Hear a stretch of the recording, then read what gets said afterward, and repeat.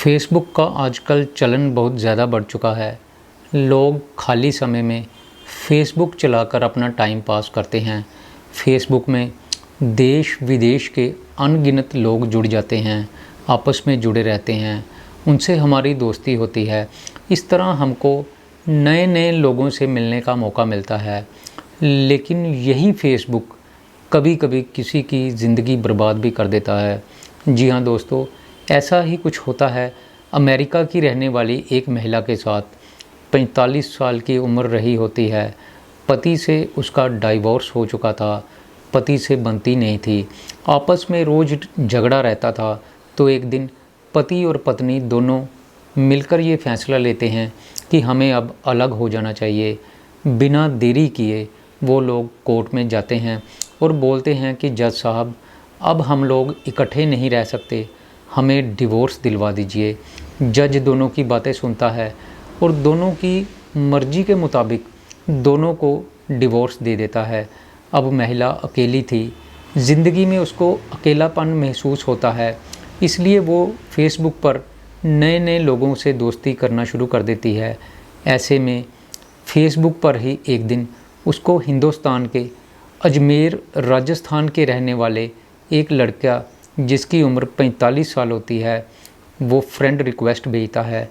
महिला हिंदुस्तान की संस्कृति से बहुत ज़्यादा प्रभावित थी, इसलिए वो हिंदुस्तान के लड़के द्वारा भेजी हुई फ्रेंड रिक्वेस्ट को एक्सेप्ट कर लेती है और इस तरह से दोनों के बीच मैसेज का आदान प्रदान शुरू हो जाता है। ये लोग एक दूसरे को मैसेज करने लगते हैं, हालचाल पूछते हैं और फैमिली मेम्बर्स के बारे में एक दूसरे को बताते हैं। और इस तरह लड़का यूएसए की रहने वाली महिला से उसका एक दिन फ़ोन नंबर मांग लेता है। फिर दोनों के बीच फ़ोन पर बातचीत का सिलसिला शुरू हो जाता है। कई कई घंटे दोनों आपस में बातें करते रहते और एक दूसरे से अपने सुख दुख की बातें किया करते। अजमेर का रहने वाला युवक पेशे से वकील था, महिला यूएसए की थी। एक दिन उस महिला के सामने अचानक वकील की प्रोफाइल शो होती है। अच्छी पर्सनैलिटी थी, देखने में हैंडसम था, तो महिला उसकी तरफ अट्रैक्ट हो जाती है। दूसरा, वो महिला हिंदुस्तान की संस्कृति को भी बहुत अच्छा समझती थी। हिंदुस्तान के बारे में उसने बहुत कुछ सुना था, लिहाजा महिला लड़का जिसका नाम मानव होता है उससे दोस्ती कर लेती है। मानव के साथ दोस्ती जो थी वो झूठ की बुनियाद पर रखी गई थी। महिला ने मानव की प्रोफाइल में एक फ़ोटो देखी थी जिसमें वो एक औरत के साथ खड़ा था। महिला उस औरत के बारे में मानव से पूछती है। मानव झूठ बोल देता है और कहता है कि वो तो मेरी कज़न सिस्टर है। महिला मानव को उसकी फैमिली के बारे में पूछती है कि क्या तुम शादीशुदा हो, तुम्हारे कितने बच्चे हैं, बीवी क्या करती है। लेकिन मानव यहाँ पर भी झूठ बोल देता है और महिला को बोलता है कि मैं अभी अविवाहित हूँ, अनमैरिड हूँ, मेरी शादी नहीं हुई है। अब महिला को लगने लगता है कि मेरा भी पति से डिवोर्स हो चुका है, मैं भी सिंगल हूँ, उधर मानव की भी अभी शादी नहीं हुई है, तो हो सकता है कि हम दोनों की शादी हो जाए। पॉसिबिलिटी लगने लगती है। इस चीज़ की महिला को थोड़ी थोड़ी पॉसिबिलिटी लगती है कि अगर हम थोड़ी सी एफ़र्ट करें तो हम दोनों मिलकर ज़िंदगी अच्छे से गुजार सकते हैं। मानव भी महिला को झांसे में लेता है, तरह तरह के सपने दिखाता है। महिला पूरी तरह से मानव पर विश्वास कर लेती है। यूएसए में महिला का अपना घर था, मानव के झांसे में आकर वो घर बेच देती है। नर्स का वो काम करती थी, अच्छी खासी आमदन थी, लेकिन मानव के प्यार में पड़कर वो नौकरी से भी रिज़ाइन दे देती है, मकान अपना बेच देती है और सारा पैसा इकट्ठा करके हिंदुस्तान मानव से मिलने के लिए आ जाती है। शादी के सपने आँखों में थे, लगता था कि अब अमेरिका में मेरा रहने का कोई फ़ायदा नहीं है, मुझे अपना सच्चा प्यार हिंदुस्तान में मिल गया है। इसलिए वो अपना सब कुछ बेच बाच कर हिंदुस्तान आ जाती है और मानव से मिलने के लिए उसके पास चली जाती है। मानव एक बहुत ही शातिर किस्म का आदमी था। महिला मानव को घर ले जाने के लिए बोलती है, लेकिन मानव महिला को घर नहीं लेकर जाता, बल्कि जयपुर के एक होटल में लेकर जाता है। अब महिला होटल लेकर जाने का कारण पूछती है तो वो बोलता है कि घर में काम लगा हुआ है, घर को रिनोवेट किया जा रहा है, पेंट करने वाले लगे हुए हैं, इसलिए कुछ देर आपको थोड़ी सी दिक्कत होगी, थोड़े दिन हम इस होटल में ठहर जाते हैं। महिला उसकी बातों पर यकीन कर लेती है। यकीन करती भी क्यों ना, उस पर यकीन करके ही तो वो महिला अमेरिका से अपना सब कुछ बेच बाच कर आई थी। अब दोनों होटल में रहने लगते हैं। यहाँ पर मानव औरत के साथ शारीरिक संबंध बनाता है। महिला उसको पहले तो रोकने की कोशिश करती है और उसको कहती है कि अभी ये ठीक नहीं, हमारी शादी हो जाने दो, उसके बाद तुम्हारे दिल में जो भी आए वो कर लेना। लेकिन मानव कहता है कि घबराओ नहीं, अब तुम यहाँ पर आ ही गई हो तो आज नहीं तो कल हम शादी कर ही लेंगे, हमारी शादी तो हो ही जाएगी, शादी के बाद भी तो हम यही करेंगे, तो एक बार शादी से पहले करने में क्या हर्ज है। इस तरह मानव उसको अपनी बातों में लगा लेता है और उसके साथ उसकी मर्जी ना होने के बावजूद भी वो रेप कर देता है। होटल में कुछ देर रुकने के बाद महिला को फिर से किसी दूसरे होटल में वो लेकर जाता है।